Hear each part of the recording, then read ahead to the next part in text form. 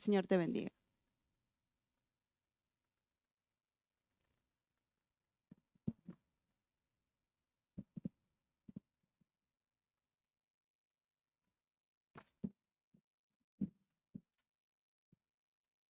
Buenos días a todos y a todas. Veo que el atril está muy cerca, famoso chiste de vengo pronto, y de repente el pastor se va para abajo y se cae en la primera fila. Esperemos que no sea el caso hoy, por lo que pueda ser. Muy bien. Pues bienvenidos a todos, tantos que estáis en redes sociales como aquí de forma presencial. Y vamos a abrir nuestras Biblias en el Evangelio de Lucas, en su capítulo 15, versículo 18. Y los niños, mientras buscáis, se van a ir a sus respectivas actividades dominicales arriba, su culto particular, su reunión particular, porque es importante que se hagan reuniones al nivel de ellos, para que también las puedan disfrutar. Aprovecho para que siempre tengáis presentes a los niños en oración, así como a las maestras. Iba a decir los maestros, porque únicamente hoy por hoy son maestras, pues a las maestras, porque la tarea que tienen es muy importante. La principal tarea la tenéis vosotros con vuestros hijos y nietos de educarlos en casa, pero también la Iglesia pues también pone su granito de arena de formación para los niños. Entonces siempre tengamos presente en nuestras oraciones a los niños, así como a las maestras. Pues bien, Lucas 15, versículos 18 dice, me levantaré e iré a mi padre y le diré, Padre, he pecado contra el cielo y contra ti. Señor, te damos gracias. Gracias por este día, Señor. Gracias por la adoración, por la alabanza que hemos tenido, Señor. Gracias por el privilegio de poder estar aquí libremente para reunirnos en común unión, Señor, en comunión y poder compartir de lo que tú haces por nosotros, Señor. Gracias por todo. En nombre de Yeshua HaMashiach. Amén. Pues bien, el versículo que acabamos de leer se encuentra en el famoso relato que encontramos en el Evangelio de Lucas, capítulo 15, versículos 11 a 32, conocido concretamente como la parábola del hijo pródigo. Esta parábola o relato es tan famosa que la gente y que incluso jamás ha abierto una Biblia en su vida, sabe de la misma o ha oído hablar de esta parábola del hijo pródigo.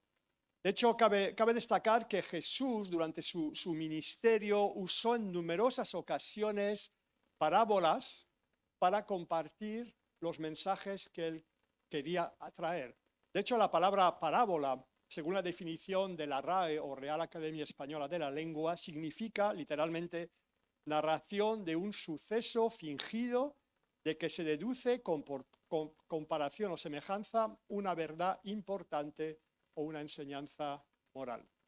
Una narración de un suceso fingido, es decir, que realmente no se ha producido, que nos enseña o nos comparte una enseñanza moral importante.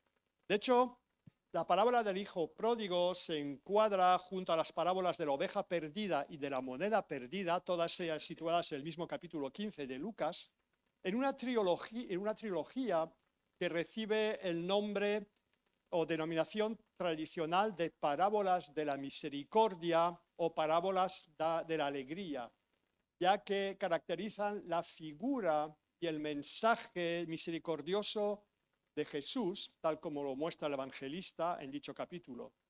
Y esta trilogía de parábolas llegó incluso a ser considerada como el corazón del tercer evangelio. De hecho, la parábola del hijo pródigo, así como las otras dos que he mencionado, se enmarcan como respuesta a una crítica de los fariseos y de los escribas, que eran expertos en la ley mosaica, que estos propinaron a Jesús por recibir a los pecadores y comer con ellos, tal y como podemos leer en Lucas 15, versículos 1 y 2. Se acercaban a Jesús todos los publicanos y pecadores para oírle, y los fariseos y los escribas murmuraban diciendo, este a los pecadores recibe, come con ellos. De hecho, la parábola del hijo pródigo hace énfasis en tres personajes que serán los 3 puntos que hoy vamos a ver en este día. Uno es el hijo pródigo, Lucas 15, versículos 11 a 20a. El segundo es el padre misericordioso, Lucas 15, versículos 20b a 24. Y el tercero es el hijo mayor o primogénito, Lucas 15, versículos 25 a 32. El primer punto que vamos a tocar es el hijo pródigo en sí mismo. Lucas 15, 11 a 20a. Y la palabra dice, también dijo, un hombre tenía 2 hijos, y el menor de ellos dijo a su padre, Padre, dame la parte de los bienes que me corresponde. Y le repartió los bienes. No muchos días después, juntándolo todo, el hijo menor se fue lejos a una provincia apartada, y allí desperdició sus bienes viviendo perdidamente. Y cuando todo lo hubo malgastado, vino una gran hambre en aquella provincia, y comenzó a faltarle. Y fue y se arrimó a uno de los ciudadanos de aquella tierra, el cual le envió a su hacienda para que apacentase cerdos. Y deseaba llenar su vientre de las algarrobas que comían los cerdos, pero nadie le daba. Y volviendo en sí, dijo, ¿cuántos jornaleros en casa de mi padre tienen abundancia de pan, y yo aquí perezco de hambre? Me levantaré e iré a mi padre, y le diré, Padre, he pecado contra el cielo y contra ti. Ya no soy digno de ser llamado tu hijo. Hazme como a uno de tus jornaleros. Y levantándose, vino a su padre. De hecho, la historia se inicia en los versículos 11 y 12, contándonos que un terrateniente, un hombre probablemente rico, o como mínimo con posibles o con bastantes posesiones, el cual tenía 2 hijos, ve como un buen día el menor de estos se enfrenta a él, al padre, pidiendo su parte de la herencia, la cual realmente correspondía a una tercera parte de las posesiones, ya que según la ley, el primogénito, el hijo mayor, tenía derecho a 2 partes, bueno, tenía derecho al doble de lo que podían tener los demás hermanos como herencia. Y de hecho esta exigencia por parte del menor era una solicitud muy inusual e irrespetuosa para un poderoso patriarca de Medio Oriente. El joven a través de su petición mostraba una clara rebelión contra lo establecido y en particular contra su padre, dejando claro, y va a ser crudo lo que digo, que estaba harto de esperar que su progenitor muriese para poder heredar su parte, considerando que era el momento que él tuviese libertad y pudiese disfrutar de la herencia de una forma inmediata. De hecho, la verdad es que la reacción del padre ante la exigencia de su hijo fue como mínimo misericordiosa, ya que, y más en aquella época, sociedad patriarcal en la cual el padre de familia era el que mandaba y nadie más, ninguno de los hijos, ni incluso la esposa, podía discutir sus decisiones. De hecho, el padre podía haber echado violentamente al hijo de su casa sin otra cosa que la ropa que llevaba puesta, e incluso sin ella. Y el relato no nos cuenta si el padre, aunque es más que probable que así fuese, intentó hacer entrar en razón a su hijo para convencerle de que se quedase en casa, lugar donde, pese a lo que el hijo menor podía pensar, lo tenía todo y no le faltaba de nada. Y vemos que este hombre, de forma sorpresiva o por la misericordia que él tenía, saca de su patrimonio, cede o vende la parte correspondiente de la herencia para dársela a su hijo menor. Y el hijo, a los pocos días, tal como nos dice el versículo 13 en su primera parte, se marcha del hogar familiar dirigiéndose a una provincia lejana para disfrutar de la herencia. Y a partir de aquí vamos a ver la experiencia vital de ese joven en su nueva situación, la cual puede ser dividida en 3 subpuntos o apartados. El primer subpunto es que el joven, sintiéndose rico y pensando que se iba a comer el mundo, entra en un proceso de decadencia, tal y como vemos el versículo 13b, que nos dice, y allí desperdició sus bienes viviendo perdidamente. El joven, en lugar de intentar construir algo positivo en su nuevo lugar de residencia, deja paso libre o abre las puertas a sus deseos, que no eran otra cosa que una vida despreocupada, desenfrenada, dando rienda suelta a sus impulsos, rodeándose muy probablemente de amigotes, y viendo que éste tenía dinero y que era pródigo. De hecho, la palabra pródigo es un adjetivo aplicado a una persona que desperdicia y gasta sus posesiones o consume sus posesiones o dinero en gastos inútiles sin medida de razón. Y estos amigotes se juntaron con él para aprovecharse. También deducimos del versículo, aunque en este versículo no se dice de una forma directa, que este joven gastó el dinero en juergas, comilonas y probablemente con mujeres de dudosa reputación, así como un largo etcétera, lo que provocó algo inevitable, que su dinero se consumiese de forma rápida e inexorable.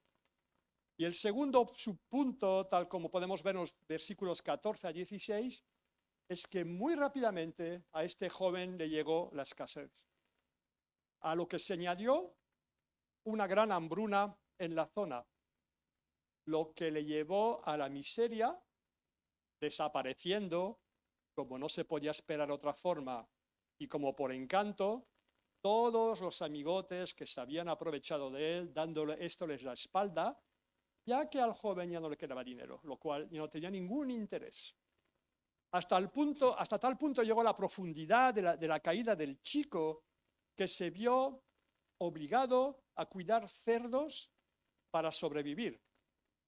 Si bien en la sociedad en la cual vivimos esto no es para nada deshonroso, para un judío era lo peor que le podía pasar, ya que el cerdo era y sigue siendo un animal inmundo, tal como nos dice Levítico 11:7, y así como otros pasajes.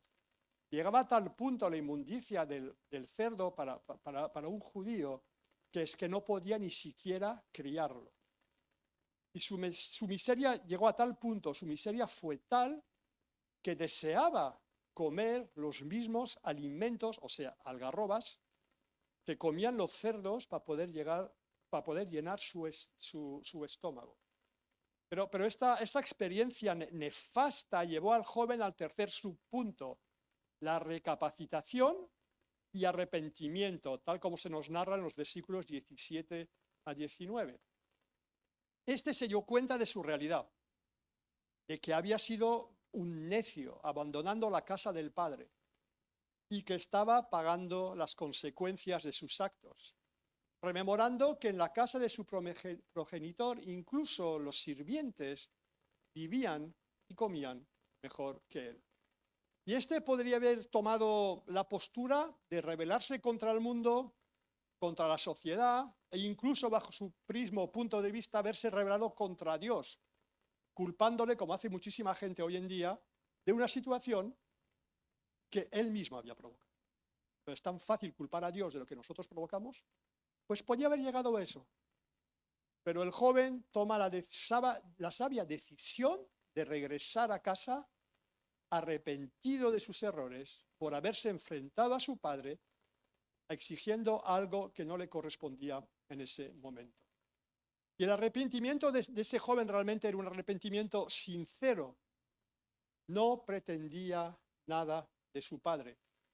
Reconocía sus errores, reconocía que no merecía nada, solicitando únicamente ser perdonado y admitido en la casa, tal y como leemos en los versículos 18 y 19. Me levantaré e iré a mi padre y le diré: Padre, he pecado contra el cielo y contra ti. Ya no soy digno de ser llamado tu hijo. Hazme como a uno de tus jornaleros. Y tal como he señalado al principio de la predicación, las parábolas son narraciones o historias de un suceso fingido del cual se deduce, por comparación o semejanza, una verdad importante o una enseñanza moral, ¿no? De hecho, la figura del hijo menor es un fiel reflejo de lo que fue nuestra vida y de lo que puede ser nuestra vida en la actualidad.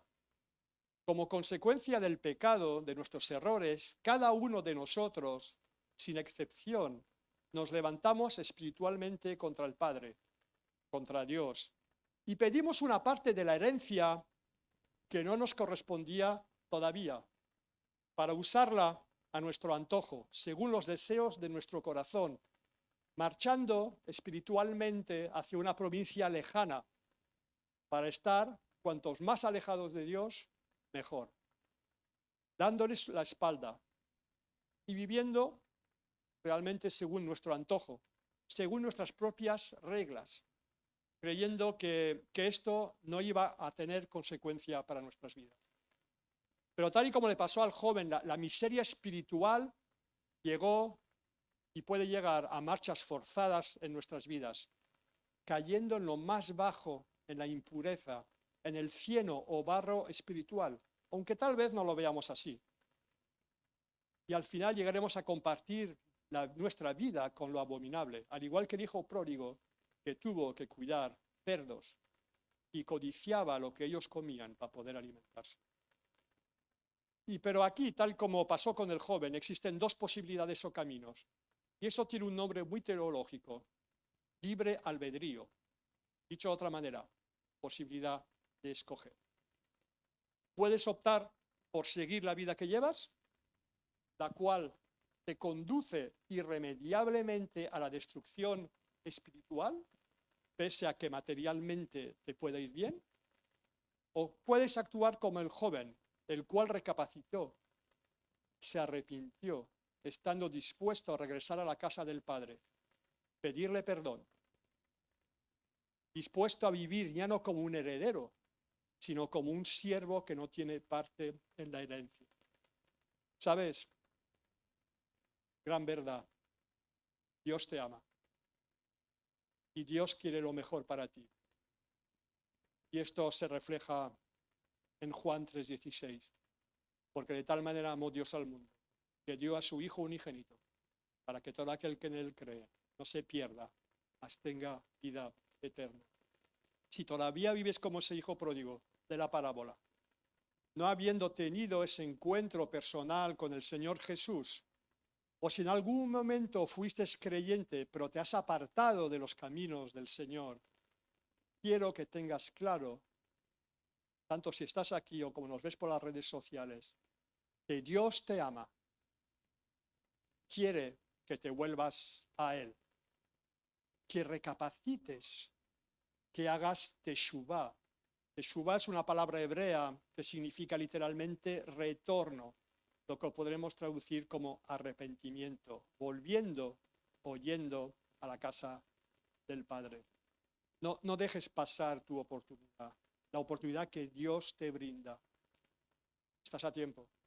Dios te ama. Y como dice 2 de Pedro 3:9, el Señor no retarda su promesa, según algunos lo tienen por tardanza, sino que es paciente para con nosotros, no queriendo que ninguno perezca, sino que todos procedan al arrepentimiento. Y el segundo punto que vamos a ver es el Padre misericordioso. Lucas 15:20b a 24 nos dice: y cuando aún estaba lejos, lo vio su padre y fue movido a misericordia, y corrió y se echó sobre su cuello y le besó. Y el hijo le dijo: Padre, he pecado contra el cielo y contra ti, y ya no soy digno de ser llamado tu hijo. Pero el padre dijo a sus siervos: sacad el mejor vestido y vestidle, y poned un anillo en su mano, y calzado en sus pies, y traed el becerro gordo y matadlo, y comamos y hagamos fiesta, porque este mi hijo muerto era y ha revivido, se había perdido y es hallado. Y comenzaron a regocijarse. Aunque en esta parábola todo el mundo se fija en el hijo pródigo, realmente el personaje central de la misma es el Padre, el cual representa a Dios Padre y fundamentalmente su principal atributo, que es la misericordia y el amor. Esta parábola desde su inicio nos muestra la enseñanza de que el Padre tenía dos hijos, los cuales representan a la humanidad entera. Uno de los hijos, el menor, se asemeja a los que se alejan de la voluntad del Padre, y el otro hijo, el mayor, a los que se someten a esta, siendo pese a las diferencias, ambos hijos merecedores, por ser hijos, de la herencia paterna. De hecho, el padre en la narración se muestra compasivo, lleno de amor, ternura y bondad por sus dos hijos. De hecho, la llamada parábola del hijo pródigo debe leerse como una señal de misericordia de nuestro Padre, que es Dios, hacia la humanidad en su conjunto.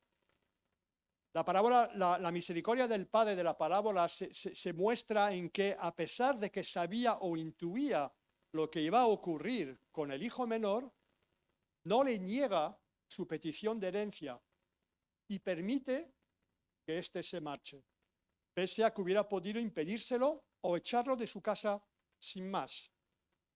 Y tal y como he dicho anteriormente, a pesar de que el texto no lo menciona, no me cabe la menor duda de que el padre intentó por todos los medios de convencer a su hijo menor que no cometiese el error de marcharse, que no se equivocase, que se quedase en casa. Pero pese a sus esfuerzos y deseos, el joven marchó. De la misma forma, Dios actúa con nosotros, doliéndole ver, aunque no lo impida, que pese a tener toda la autoridad para hacerlo, para hacer que no lo hagamos, permite que nos marchemos a tierras lejanas, lejos de su presencia, a lo desconocido, lo cual, pese a ser atractiva, nos va indudablemente a hundir en la miseria espiritual. Y aquí vemos la misericordia del Padre, así como la de Dios. El cual podría haber echado a su hijo sin más, sin proporcionarle ningún sustento o beneficio, renegando de él y dándole la espalda de forma definitiva, actúa de una manera totalmente opuesta. Tal y como nos dice la segunda parte del versículo 20, el padre vio a su hijo llegar de lejos, fue movido a misericordia, corrió y se echó al cuello de su hijo para besarle. De hecho, no me cabe la menor duda de que el padre de la parábola cada día miraba a lo lejos con la esperanza de ver a su hijo menor en algún momento recapacitando y volviendo a casa. Me puedo imaginar cuántas lágrimas derramó, vertió pensando en su hijo y deseando que volviese, sin perder la esperanza de que algún día lo haría. Y el día tan esperado llegó. Apareció en la lontananza, acercándose a la casa paterna, cabizbajo, humillado, necesitando consuelo y perdón. Y el padre, el cual podría haber cerrado perfectamente la puerta a este hijo, ese padre fue movido a misericordia. Y en lugar de preparar un sermón recriminatorio del tipo, ahora te vas a enterar, en lugar de esperar sentado a que el hijo se postrase ante él y le pidiese perdón, ese padre sale corriendo al encuentro de ese hijo, se echa sobre su cuello y le besa.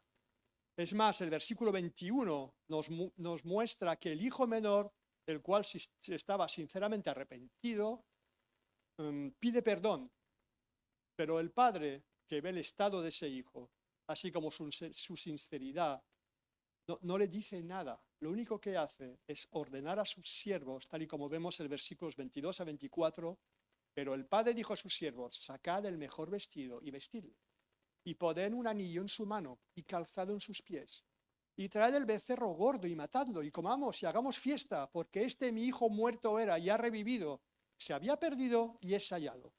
Y comenzaron a regocijarse. El padre, en su gran compasión y en su gran amor, pese a lo que había hecho el hijo, lo reconoce nuevamente como heredero, poniendo un anillo en su mano, símbolo de autoridad, y monta una gran fiesta de celebración. Y aquí podríamos pensar, ¿se ha vuelto senil el padre? ¿Se ha vuelto tonto? ¿Tiene lapsus de memoria? No, todo lo contrario, ya que para él lo más importante era el regreso de su hijo perdido, más allá de las actuaciones pasadas del mismo. De hecho, lo mismo pasa con Dios. Todos y cada uno de nosotros, como dice Isaías 53:6, nos descarriamos como ovejas, cada cual se apartó por su camino, mas el Eterno cargó en él el pecado de nosotros. Cada uno de nosotros nos apartamos y nos desviamos o nos descarriamos, saliendo de la casa del Padre en busca de una supuesta libertad, la cual muy rápidamente pasó a ser libertinaje, terminando en esclavitud espiritual. Pero el Eterno, bendito sea su nombre, pese a quienes somos, nos sigue amando con amor infinito y misericordia. Y aunque le hayamos dado la espalda y nos hayamos olvidado de él, Dios sigue día tras día mirando a lo lejos para ver el retorno de sus hijos que se alejaron, a sus hijos que están muertos y condenados espiritualmente. Para ello mandó a su Hijo, para ello mandó a Jesús, para que viniese a la tierra para pagar en la cruz, mediante su sangre, el rescate o la compra de nuestras vidas, de forma que pudiésemos recapacitar, arrepentirnos, hacer teshuva y volver a la casa del Padre. Él nos espera con los brazos abiertos. Él sabe lo que hemos hecho. Él sabe cuáles han sido nuestros caminos, pero tiene compasión. Su amor es incondicional. Su perdón es eterno. Su benevolencia infinita. De hecho, cuando aceptamos a Jesús como Salvador de nuestras vidas, confesando que estábamos equivocados y necesitábamos el perdón de Dios, su perdón, Él no nos reprocha nada. Muestra su misericordia, nos perdona de forma definitiva, se alegra, sale corriendo a nuestro encuentro, se echa a nuestro cuello y nos besa, ordenando a sus siervos, le hace los ángeles, que preparen una gran fiesta y nos coloca en nuestro dedo un anillo de hijos y por lo tanto herederos de la vida eterna en la casa del Padre. De hecho, en Lucas 15:7 leemos: os digo que así habrá más gozo en el cielo por un pecador o un apartado o un hijo pródigo que se arrepiente que por 99 justos que no necesitan de arrepentimiento. Tal y como he dicho anteriormente, en el punto anterior, a Dios no le importa tu pasado, no le importan tus errores, únicamente le interesa tu presente y tu futuro. Sea que nunca hayas aceptado al Señor Jesús como tu Salvador personal o que te hayas apartado de sus caminos, Dios te está esperando. Dios mira a lo lejos esperando tu regreso. Él desea lo mejor para ti. Él quiere abrazarte y volver a ponerte el anillo de hijo, el anillo de heredero en tu dedo. No dejes pasar esta oportunidad. Regresa a la casa del Padre, ya que Él te espera con los brazos abiertos. Y el tercer punto es el hijo mayor o primogénito. Lucas 15, versículos 25 a 32. Y su hijo mayor estaba en el campo, y cuando vino y llegó cerca de la casa y oyó la música y las danzas, y llamando a uno de los criados le preguntó, ¿qué era aquello? Él le dijo, tu hermano ha venido y tu padre ha hecho matar el becerro gordo por haberle recibido bueno y sano. Entonces se enojó y no quería entrar. Salió por tanto su padre y le rogaba que entrase. Mas él respondiendo dijo al padre, he aquí tantos años te sirvo, no habiéndote desobedecido jamás, y nunca me has dado ni un cabrito para gozarme con mis amigos. Pero cuando vino tu hijo, que ha consumido tus bienes con rameras, has hecho matar para él el becerro gordo. Él entonces le dijo, hijo, tú siempre estás conmigo, y todas mis cosas son tuyas. Mas era necesario hacer fiesta y regocijarnos, porque tu hermano era muerto, y ha revivido, se había perdido, y es hallado. Por último, vamos a hablar del hijo mayor, el primogénito, el cual es el que menos participa en la parábola, aunque su reacción ante los hechos nos llama a reflexión como creyentes. Según el relato de Lucas, el hijo mayor regresa del campo donde había estado trabajando todo el día bajo el sol y llega a casa, y cuando llega a casa oye música y danzas. Sorprendido por la fiesta que se celebraba, de la cual no había sido informado, llama a uno de los criados preguntándole qué ocurría, cuál era el motivo de tanta alegría, a lo cual el siervo le contesta, tal como vemos en el versículo 27, tu hermano ha venido y tu padre ha hecho matar el becerro gordo por haberle recibido bueno y sano.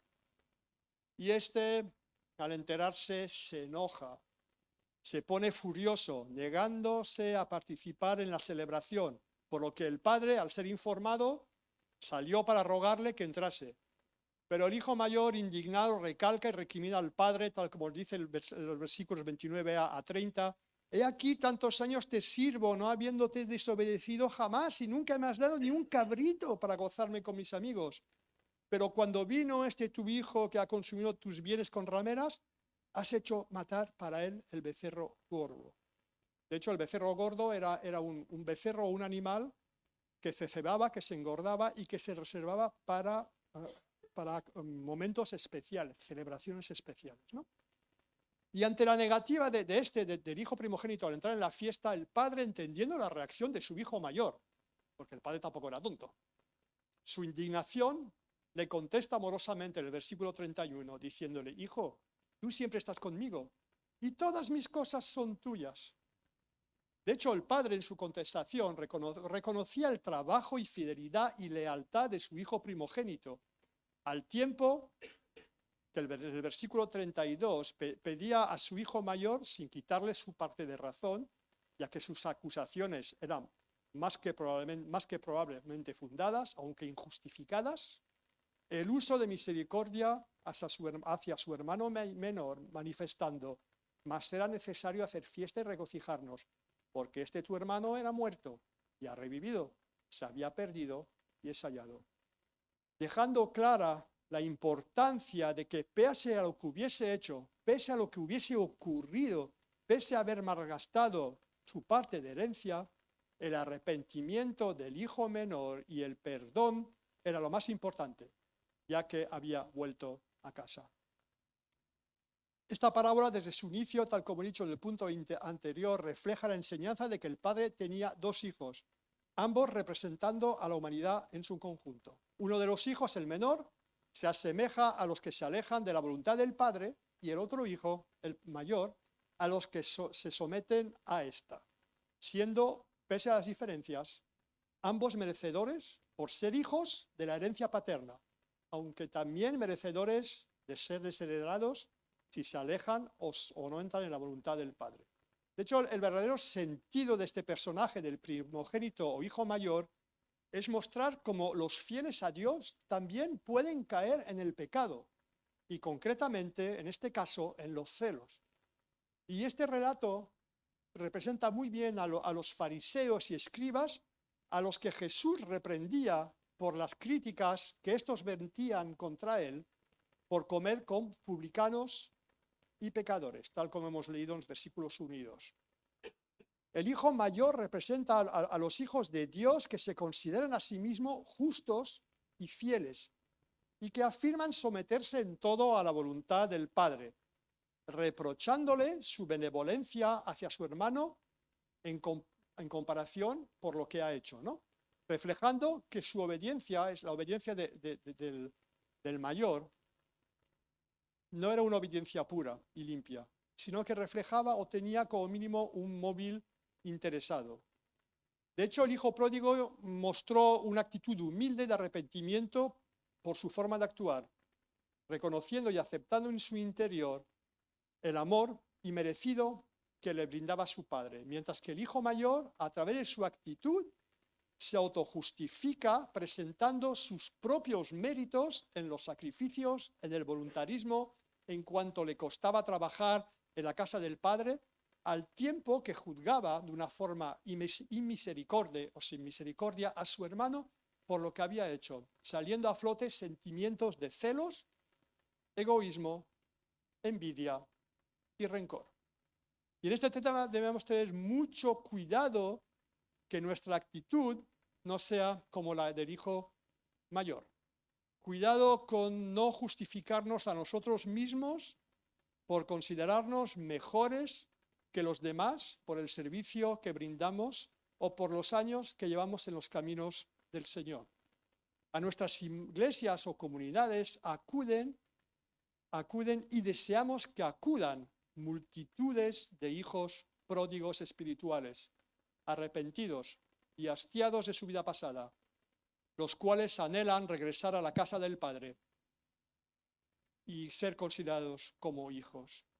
Y el Eterno, el cual es un Padre misericordioso, borra a través de la sangre de su Hijo Jesús los pecados y errores del pasado, acogiéndolos como hijos, herederos de la gloria eterna, poniendo en sus vidas un sello o un anillo de salvación.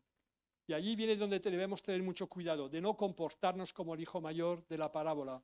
Cuando vemos que Dios bendice a esos nuevos creyentes, les da dones, habilidades, y cabe la posibilidad de que los use de una forma más poderosa que a nosotros. Cuidado con no envidiarlos, porque Dios les ha dado dones que nosotros no tenemos, o les ha puesto en un cargo al cual nosotros podíamos aspirar o considerarnos más aptos que Él para ocuparlo, y un largo etcétera. De hecho, el hijo mayor reprochaba al padre que, pese a los años en los que le había servido fielmente, nunca me has dado ni un cabrito para gozarme con mis amigos, pero cuando vino tu hijo que ha consumido tus bienes con rameras, has hecho matar para él el becerro gordo. Dicho de otra manera, o parafraseándolo, y me vais a permitir esta licencia, ¿qué es lo que está diciendo el primogénito a su padre? Nunca me has dado los cargos, posiciones o dones que considero que merezco por los años que te he servido. Y viene este advenedizo, que no merece nada, que todavía está por demostrar su valía, y lo colmas de bendiciones, de unas bendiciones que yo me merezco, pero él no.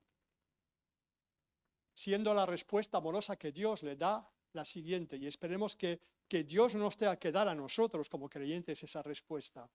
Hijo, tú siempre estás conmigo y todas mis cosas son tuyas. Aunque la respuesta es bonita, pero Dios estaba reprochando, o el Padre estaba reprochando diciendo, a ver, no te das cuenta. Que nuestro comportamiento no sea como el del hijo mayor, que no quería entrar en la fiesta por el regreso de su hermano, sino que lo que debemos hacer es gozarnos por ello, ya que estaba espiritualmente muerto y ha revivido. Y si Dios en su inmensa sabiduría le provee de dones mayores que los nuestros y usa poderosamente a su servicio, alegrémonos por él y pidamos a Dios que lo bendiga y use grandemente, ayudándole en su caminar. Así es. De hecho, ante los ojos de Dios, todos, y digo bien todos, hemos sido hijos pródigos y merecedores de perdón como consecuencia del pecado, ya que Romanos 6:23 dice, porque la paga del pecado es muerte. Pero este versículo tiene una segunda parte. Si tenemos la actitud del hijo pródigo, mas la dádiva de Dios es vida eterna en Cristo Jesús, Señor nuestro.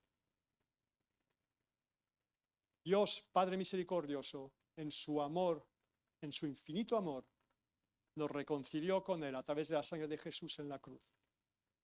Su resurrección y ascensión a la diestra del Padre hace que nuevamente seamos hijos y herederos. Y si todavía no has entregado tu vida a Jesús, o si te has apartado de Él por las razones que sean, válidas o no válidas, Él sigue esperándote. Él sigue esperando que vengas, que regreses. ¿Y sabes con qué finalidad?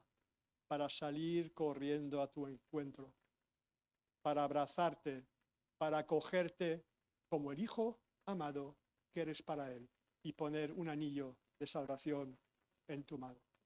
Que el Señor os bendiga. Y Señor, te damos gracias, Señor. Gracias por tu amor, Señor. Gracias por tu bondad, Señor.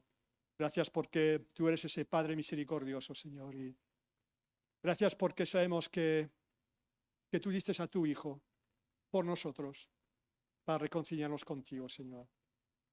Y Señor, sabemos que, como dice tu palabra, lo que se predica nunca vuelve vacío, Señor. Y te pido que en este día, tanto a personas que se hayan alejado de ti o que todavía no hayan tenido ese encuentro contigo, puedan entregar sus vidas a ti, Señor. Que realmente puedan recapacitar, que puedan acercarse a ti, porque tú los esperas, Señor. Realmente que puedan entrar en el gozo, en esa fiesta de celebración, porque el que estaba muerto, el que estaba perdido, ha regresado. En nombre del Señor Jesús. Amén. Y si en este día has tomado una decisión en tu corazón, todavía no has tenido ese encuentro con el Señor Jesús o realmente te has apartado de Él, habla con cualquiera de nosotros, con la persona que le tengas más confianza, habla con Él, coméntaselo. O coméntalo conmigo o con alguno de los pastores o con alguno de los líderes. Realmente no dejes pasar ese día, porque el Señor te espera. Que el Señor os bendiga y tengáis una buena semana.